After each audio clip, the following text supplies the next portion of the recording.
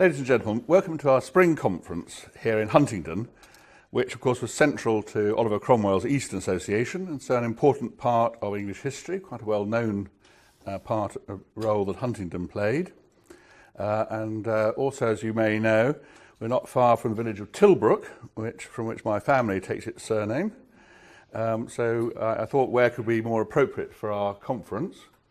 I've got an old map of Huntingdon here, and you might see, if you come and have a look at it during the break, not only have you got Tilbrook just over here, but you've got the homeland of the Iceni just here.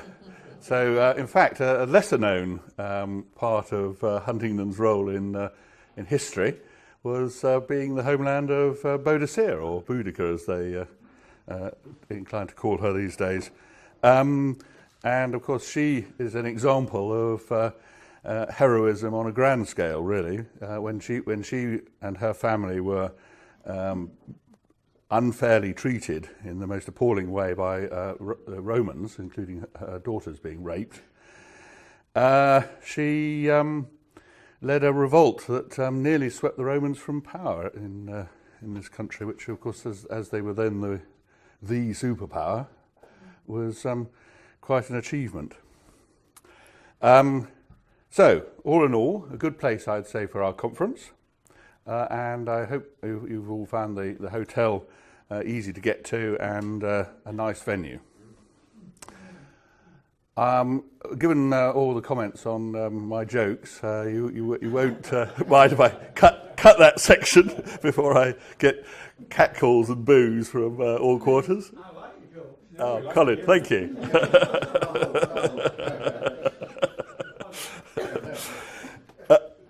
But also, what an interesting time, isn't it, to be talking politics for patriots and nationalists. Not only have we had Trump in America and the Brexit vote here, but also the hysterical reaction of Ramonas and Romaniacs on finding that they're not actually the majority and that other people do have opinions. Isn't it a laugh, ladies and gentlemen, when they constantly claim that it's Russia that has inspired those of us on our side of the fence? Whereas, in fact, it's just that liberal so-called democracy had so long denied us a voice that they had grown to assume that our voice didn't actually exist. On the continent, we've also just had the Italian elections, in which the centre-left have been reduced to a small rump. The Austrians have elected a nationalist-orientated government.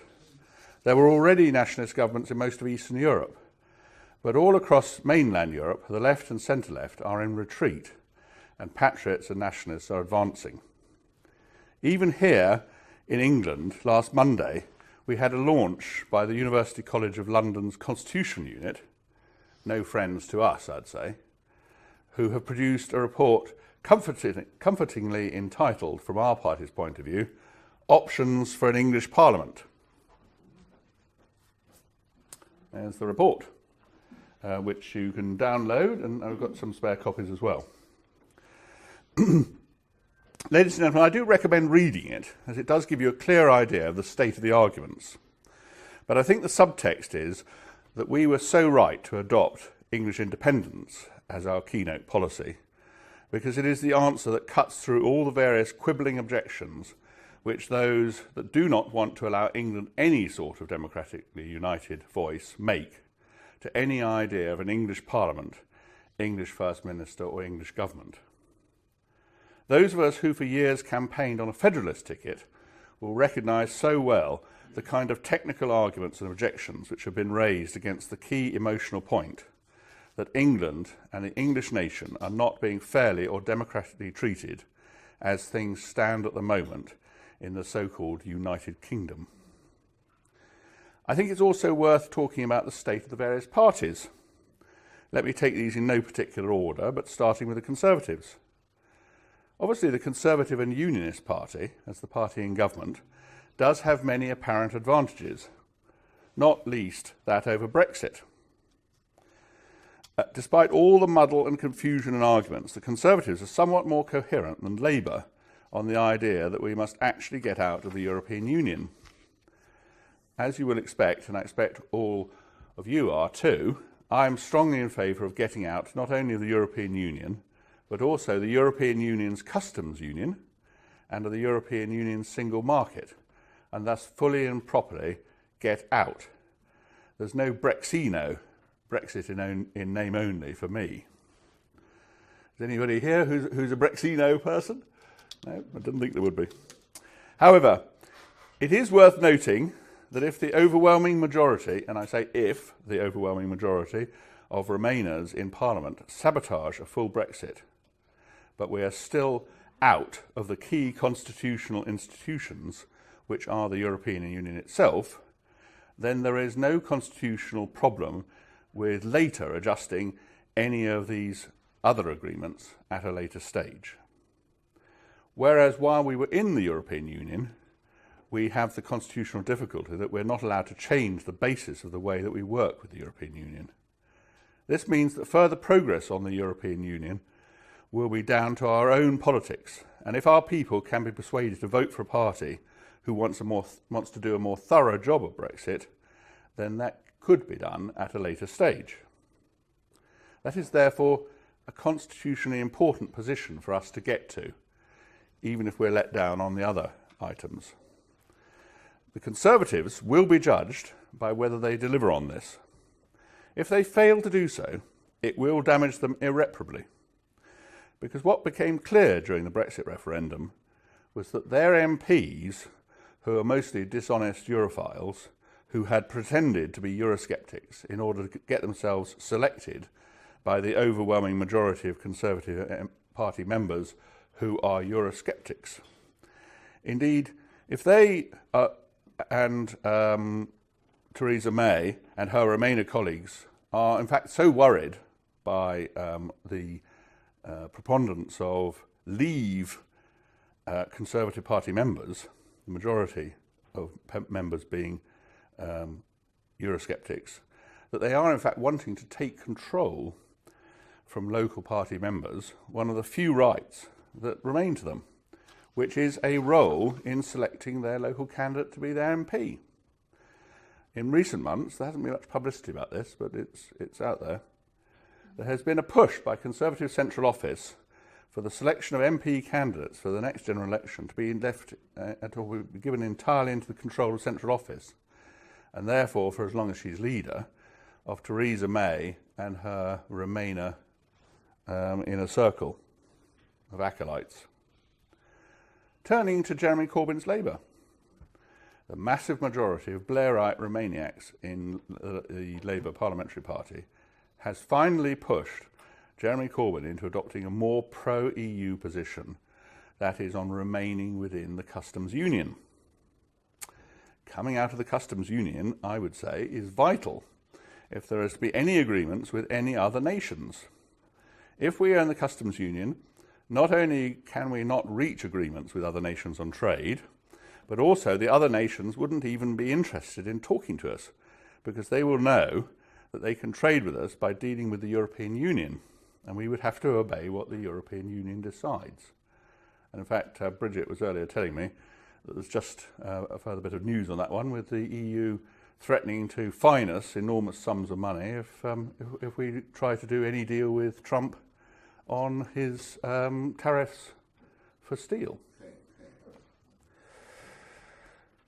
So, this is a troubling change of position on the part of Jeremy Corbyn, but it illustrates something that has been happening within the Labour Party for a long time, which is that the Labour's elite has been losing touch with its core traditional vote, or as they call it, the white working class, or as I would call it, English workers. Our candidate for South Yorkshire mayoralty, David Allen, who unfortunately can't be here today, as Steve was saying, because of his father, memorably and pithily put it in a recent BBC interview that Labour are traitors to the English working class. More and more English people are realising that Labour is outright hostile to England and English interests. Labour now is an internationalist and increasingly metropolitan, statist and multiculturalist party. This is the same trajectory as all the Social Democrat parties across Western Europe have taken. The result across Western Europe has been that social democrat parties are no longer supported by their country's working classes. So, for instance, in the recent French elections, we saw that French working class voters mostly supported the Front National and not the middle class ideological obsessives of the French social democrat parties. As the Doncaster MP Caroline Flint put it on the most recent programme of This Week, that Labour's sister party in France was reduced to a rump of 6% of the vote at that election. That's how far the Social Democrats across the European Union have fallen in some parts.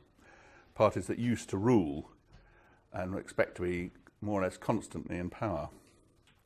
I fully expect that with the Blairites in Parliament and with Jeremy Corbyn's small parliamentary support group of far-left MPs and with their middle-class supporters in Momentum, etc., that the divide between the Labour Party and its traditional support will grow eventually into an unbridgeable chasm. We can only look forward to that day. So far as the Liberal Democrats are concerned, they, I think, have shrunk into an almost total permanent irrelevance, as have the Greens. UKIP, of course, is of interest to us, as during the time of its rise and when the prospect of an EU referendum dominated political discussion, they seemed on the verge of becoming a fully established and influential political party. However, following the EU referendum result, their one and only issue has dramatically declined in importance, as we now have had the referendum, and because they are not and could never be in government, they can have no influence over what happens now. This problem for them has, of course, been compounded by UKIP's leadership problems, because there never really was any real agreement on policy outside of the EU issue within UKIP. It would always be very hard for any UKIP leader to successfully unite all the various different opinions within UKIP. But in addition to that, their party structure is one where there has always been problems about their leader's position. Nigel Farage went so far as to say in his arguments with UKIP's NEC that members of UKIP's NEC were, and I quote, the lowest grade of people he had ever come across. Or he said, had ever come across. It's a bit difficult to take at face value, given that quite a few of them are successful professionals and business people. This must really be, I would suggest, an expression of frustration at the degree of difficulty in dealing with them that he experienced as UKIP's leader. And nothing, of course, can more clearly exemplify this difficulty than the forcing out of their latest leader, Mr. Bolton, based mostly on the scandal of him having left his wife. I wonder who here follows Guido Fawkes on the internet.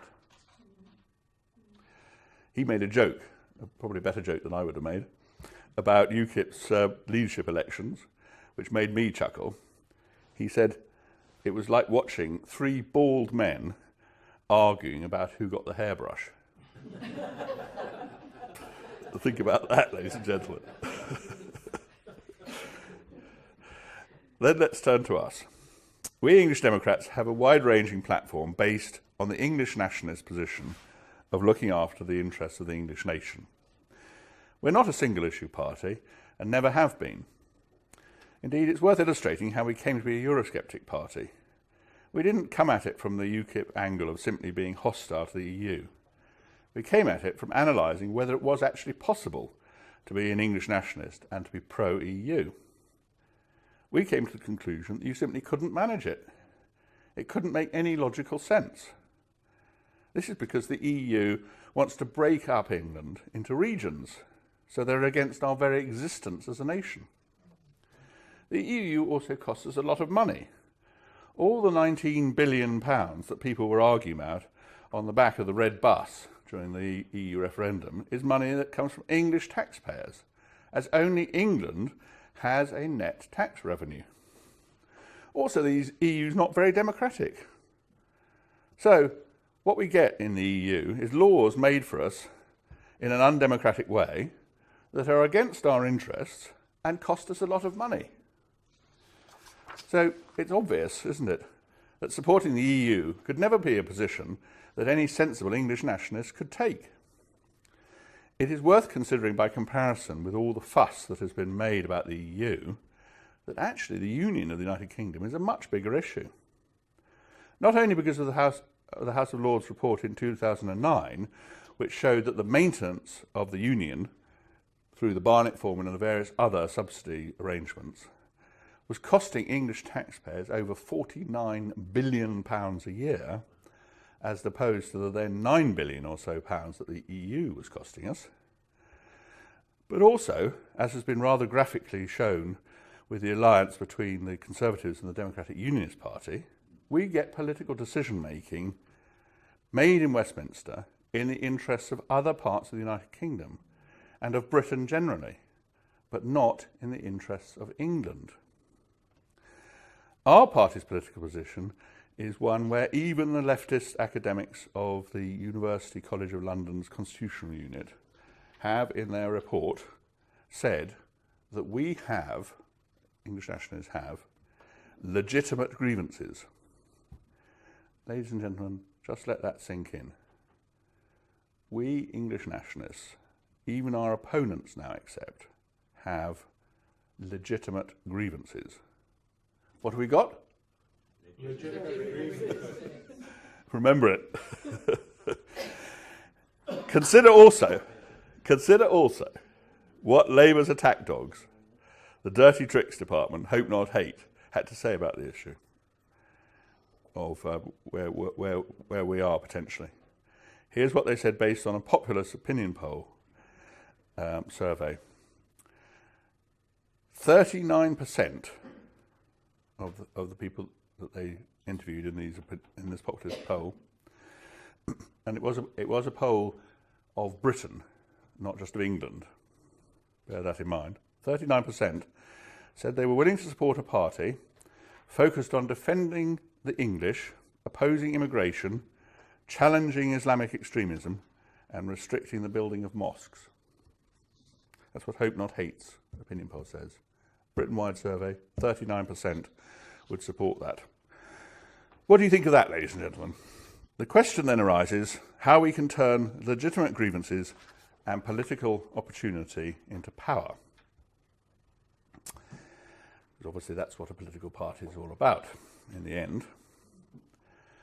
The first point, ladies and gentlemen, that we have to accept is it's a very difficult transition. If it wasn't difficult, lots of others would do it. But it is, and it's a big, and it is a big but, it can be done. It's not only being done in Italy, as we were talking about earlier, but it can be done here. It takes a lot of effort at grassroots and commitment on our part. We need not only to stand in elections, but we need to focus on trying to do better in them. We've already got to the point, as acknowledged by the academics of University College London, that our message has got out to quite a lot of people. I don't think that's surprising, ladies and gentlemen, because we have now distributed somewhat in excess of 40 million leaflets since we were founded. We have been consistently the lone small voice crying in the wilderness for English nationalism. Let us move forward with that and become the voice that the British mainstream media cannot ignore and that our political opponents ignore at their peril. We're going to have some discussions about what can be done later. I'll therefore leave that at this point. But I do encourage everyone who is willing to help to think about standing elections and doing the work that's needed to do well in elections. If we turn to the state of politics generally in the United Kingdom, let me ask you this question, which came up recently. Is the UK's British political establishment now a classic cartel democracy? I hadn't come across the term cartel democracy until quite recently, but I was reading an article by the Conservative MP, Daniel Hannan, in the Sunday Telegraph. And he called his article, "Coalition Politics Has Turned European Democracy into a Beige Dictatorship," which caught my interest. In that article, he says, several Western European countries have had German-style traditions of permanent coalition. In some of them, favoured parties were more or less permanently in office. These became known as the cartel democracies because the ruling parties used legal and financial barriers to prevent newcomers from breaking through. Austria, Belgium and Italy were textbook cartel democracies for most of the post-war era. You can always spot the symptoms, wrote Daniel Hannan. The public sector grows as the various coalition partners scramble to find sinecures for their supporters. In Austria, during the Christian Democrat, Social Democrat duopoly, every position, from the headmaster of a village school to the director of the Vienna Philharmonic Orchestra, might be allocated according to party membership card. These membership cards, by the way, were actual physical things. The Italian versions, beribboned and bemedalled, were especially magnificent, signifying, as they did, a precious IOU. Cartel politicians, being unchallenged, could award themselves handsome perks, such as legal immunities, high salaries. When I was first elected to the European Parliament, MEPs were paid at the same rate as the national parliamentarian in their home country. The Austrians, Italians and Germans earned twice as much as anyone else. The cartel parties were quite flagrant in their attempts to stop newcomers from posing a challenge. In Belgium, for example, restrictions on private donations made political parties dependent on state funding, which was then withdrawn from the Flemish separatists following a parliamentary vote by their rivals.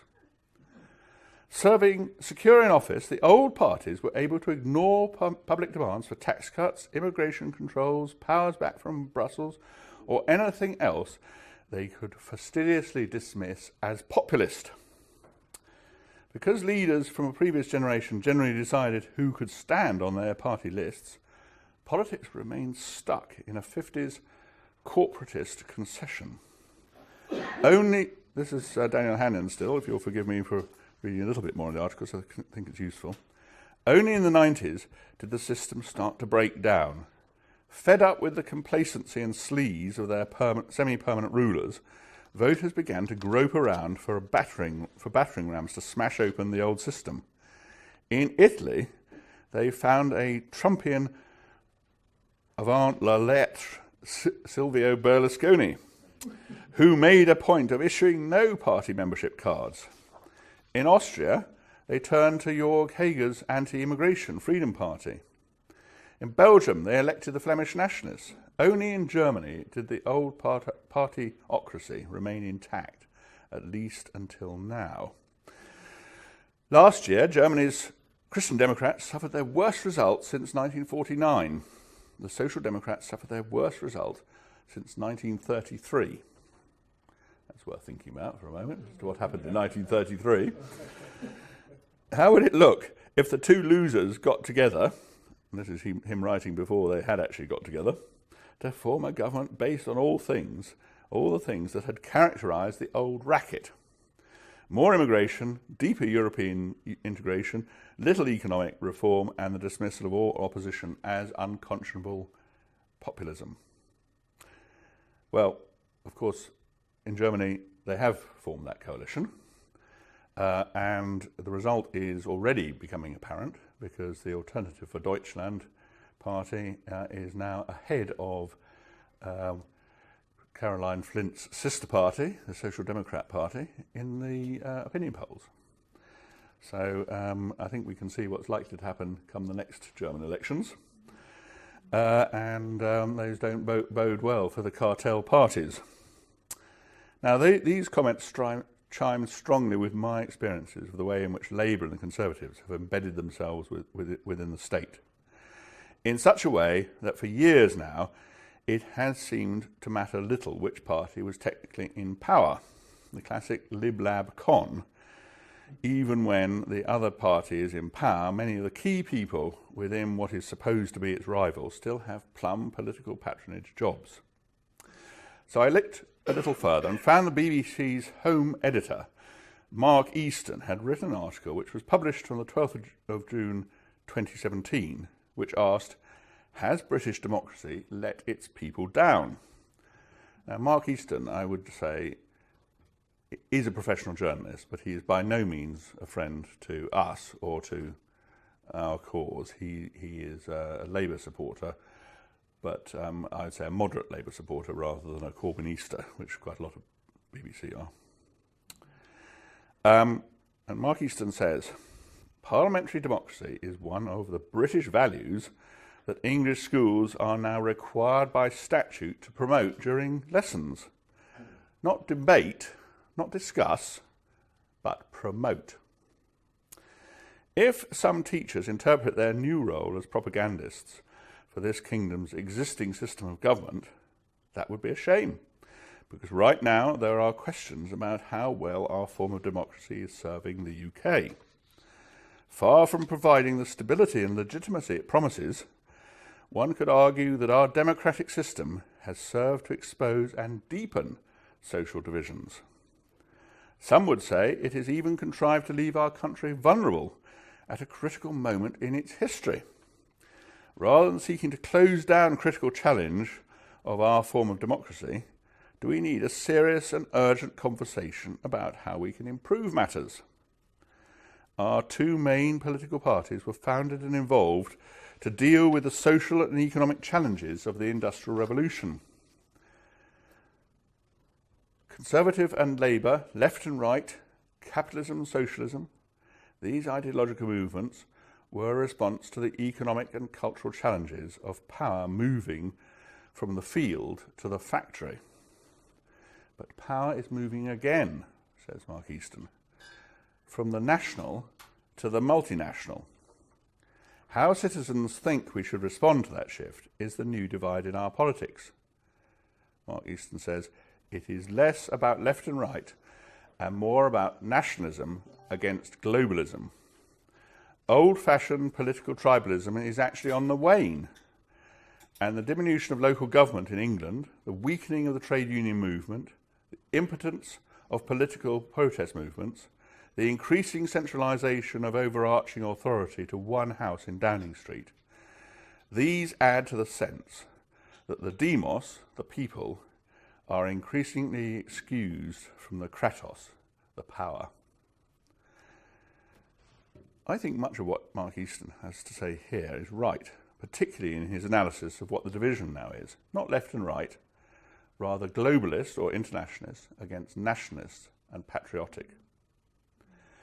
It was said by many of the more astute commentators, including Professor Matthew Goodwin, now of Kent University, that the appeal of Euroscepticism and of Brexit to English nationalists anxious to get our country back and to take back control was, when focused solely on the EU, somewhat misconceived.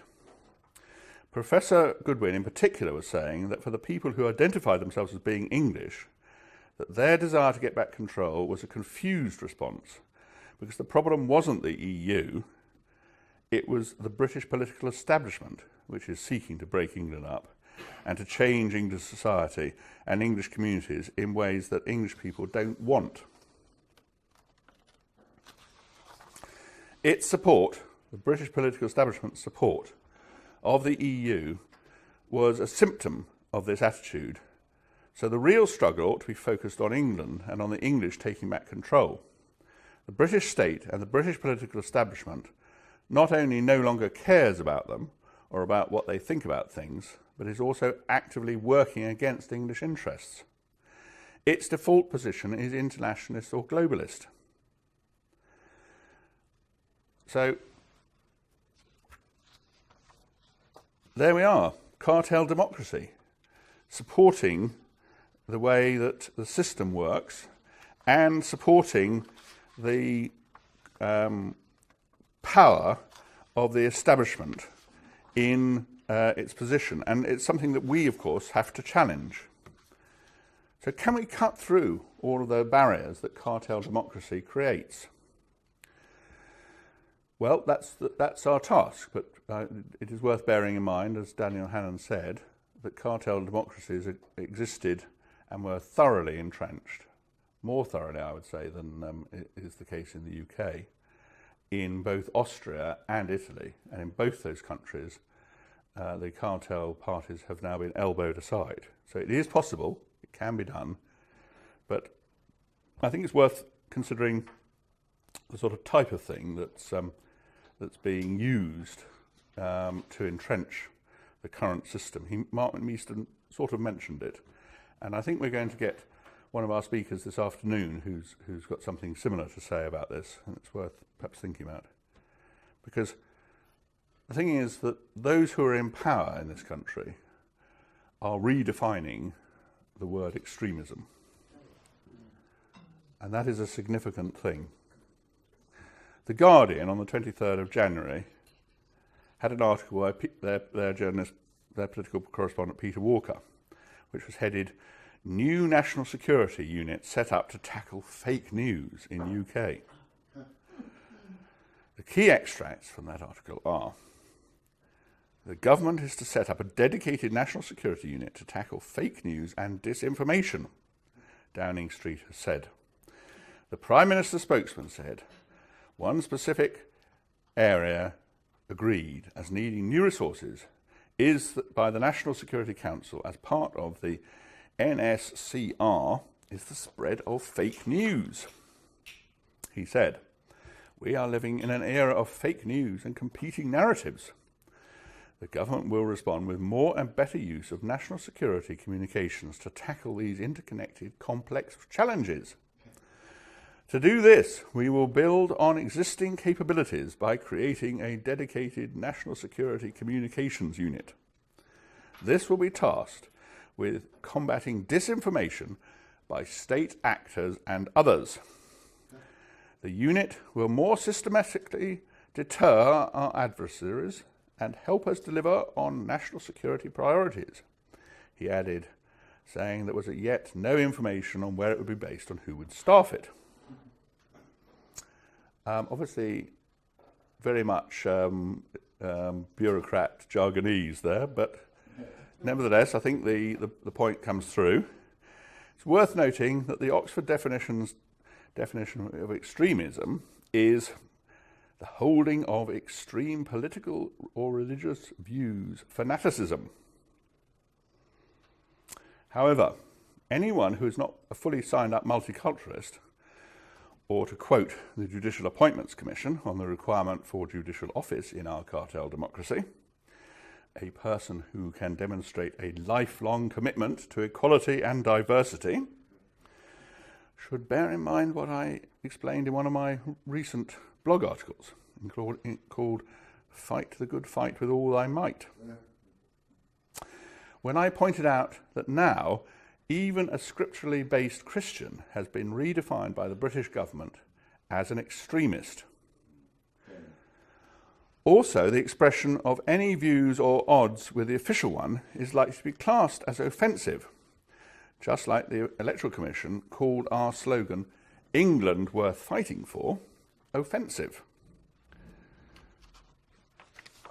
This means, of course, that we are now truly in a political landscape where it can rightly be called out saying what John Tyndall did some years ago.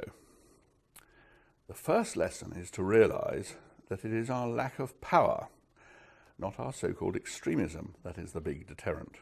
And anyway, what is extremism? At different times across history, extremism has meant different things. So what has changed since then? Has the truth changed? Is what was true then no longer true now? No. What has changed is power. Power was then in different hands, and that is what we're up against. Those who have the power today, they're able to determine what is mainstream and respectable and what is extreme. We have to understand that extremism is a meaningless term. It is entirely what the current makers of public opinion decide it will be. No more, no less.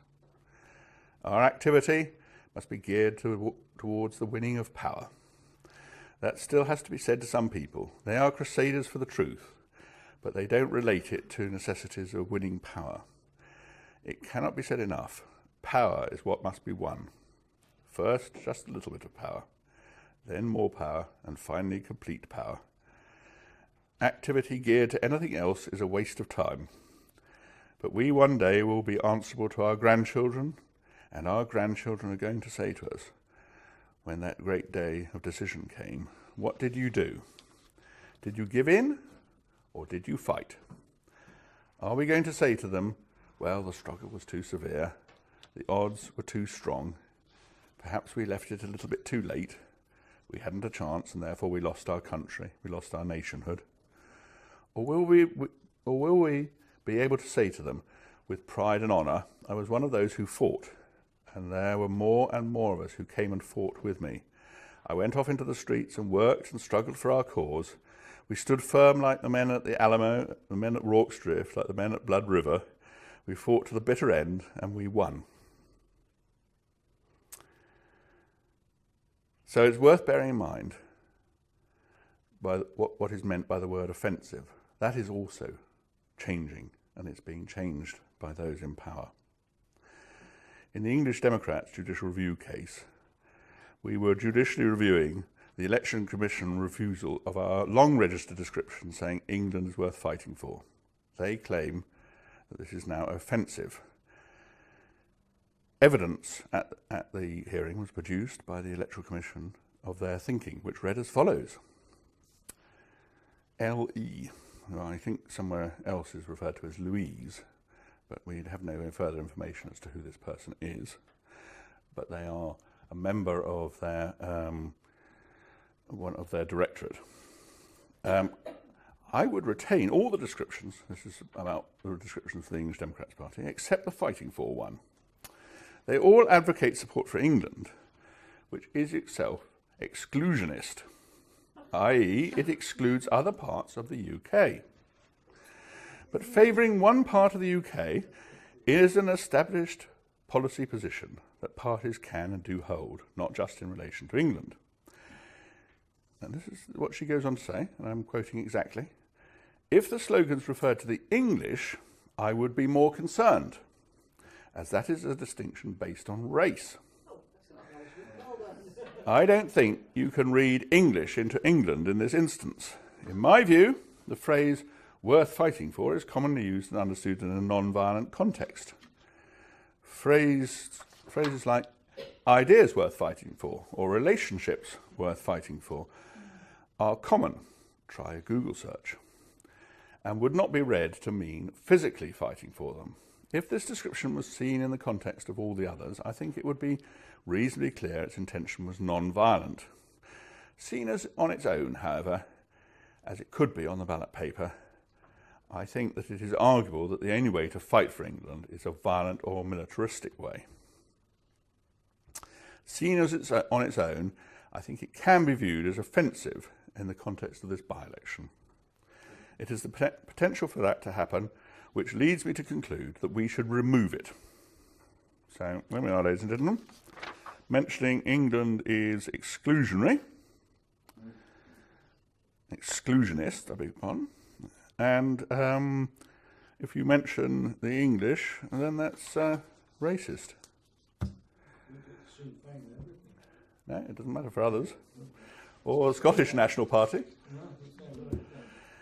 So it now appears, and by the way, it is worth mentioning that there is a Welsh party. Their slogan is fighting for Wales. That's fine. The Electoral Commission have kept that. So now it appears that it's okay, as I say, that one slogan, which is still registered with the Electoral Commission, Wales worth fighting for, is okay. And of course the Scottish National Party is allowed to fight for Scotland, but the English are not allowed to, because that's exclusionary or racist. So, and by the way, it's actually, I think, possibly just worth considering what the Oxford Dictionary says about offensive, because it isn't just about offensive itself isn't just about being an opinion that any individual could hold. Anyway, this is what it says. As an adjective, first item is causing someone to feel resentful, upset or annoyed. The allegations made are deeply offensive to us. Offensive language, as examples. 1.1, of a sight or smell, disgusting or repulsive, an offensive odour. Attributive, actively aggressive, attacking, offensive operations against the insurgents. Of a weapon, meant for use in attack. He's convicted of possessing an offensive weapon. North American term, relating to the team in possession of the ball or puck in a game. So, England worth fighting for is now offensive, according to the establishment. And if you can see, I think, that in effect they're not only redefining extremism, but they are redefining what words can be said. And so the British establishment wants to be able to redefine what it considers to be offensive rather than taking into account what ordinary people think or even what the Oxford Dictionary says that word means. As per George Orwell's 1984, war is peace, freedom is slavery, and ignorance is strength. Welcome, ladies and gentlemen, to the age of cartel democracy in the UK, where even our English language has been co-opted into the cartel party's determination to dominate us all and extinguish English nationhood. Who here is willing to let them do so without a fight? Is there anybody? No. We need to stand up for our country. England, I say, ladies and gentlemen, I say England is worth fighting for, whatever they may say. Thank you very much. We will make America great again.